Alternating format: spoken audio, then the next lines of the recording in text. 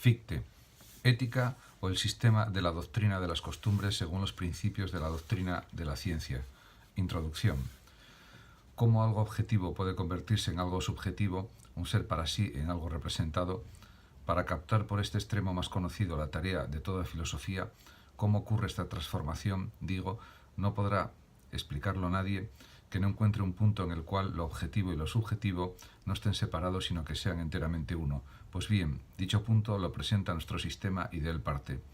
La yoidad, la inteligencia, la razón, o como se quiera llamar, es ese punto. Esta identidad absoluta del sujeto y del objeto en el yo solo puede ser inferida, no suministrada directamente, como un hecho de la conciencia real. En cuanto surge una conciencia real, aunque sea solo la conciencia de nosotros mismos, tiene lugar la escisión. Solo en la medida en que yo, como actividad consciente, me distingo de mí en cuanto a objeto de esa conciencia, soy consciente de mí. En los diferentes aspectos de esa escisión de lo subjetivo y lo objetivo y de la reunificación de ambos descansa todo el mecanismo de la conciencia. Lo subjetivo y lo objetivo se reunifican o son considerados como armonizándose de tal manera que primeramente lo subjetivo debe seguirse de lo objetivo, lo primero debe regirse por lo último, yo conozco. ¿Cómo llegamos a la afirmación de una armonía semejante? Lo investiga la filosofía teórica. Si ambos son considerados como armonizándose de tal manera que el objetivo debe seguirse de lo subjetivo, un ser debe seguirse de mi concepto, del concepto de fin, yo obro.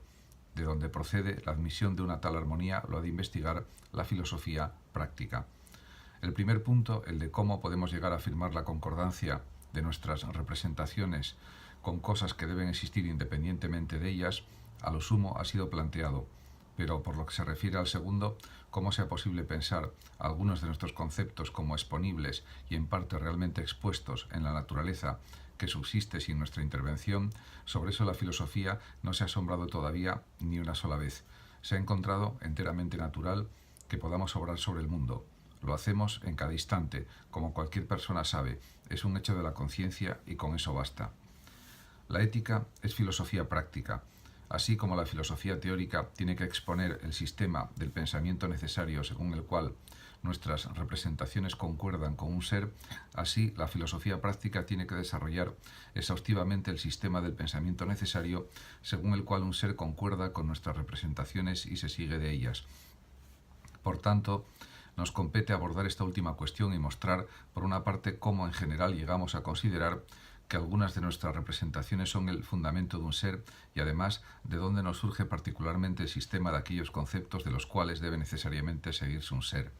El fin de esta introducción es el de resumir brevemente, bajo un único punto de vista, lo que sobre esto expondrá detenidamente nuestra investigación.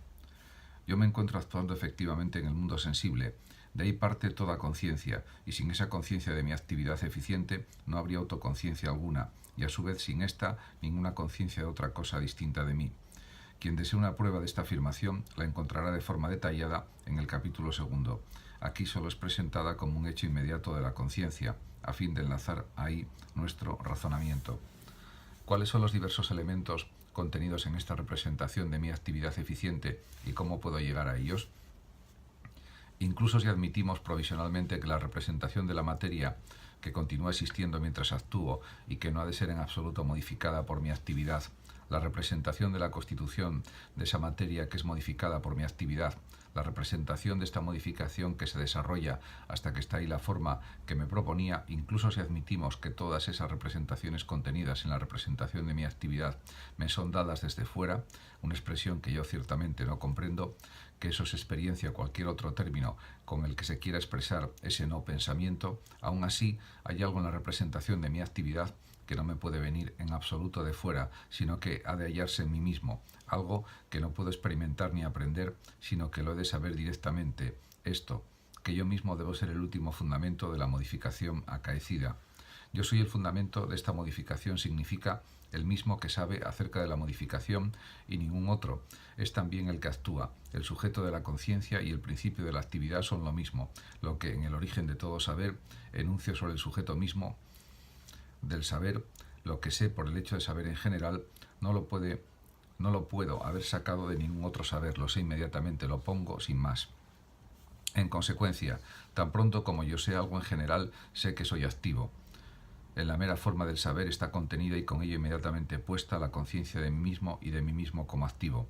Ahora bien, puede suceder que si no inmediatamente, sí por medio de eso inmediato señalado, en la misma mera forma del saber estuvieran contenidos de igual modo todos los restantes elementos que se hallan en la representación arriba mencionada de mi actividad.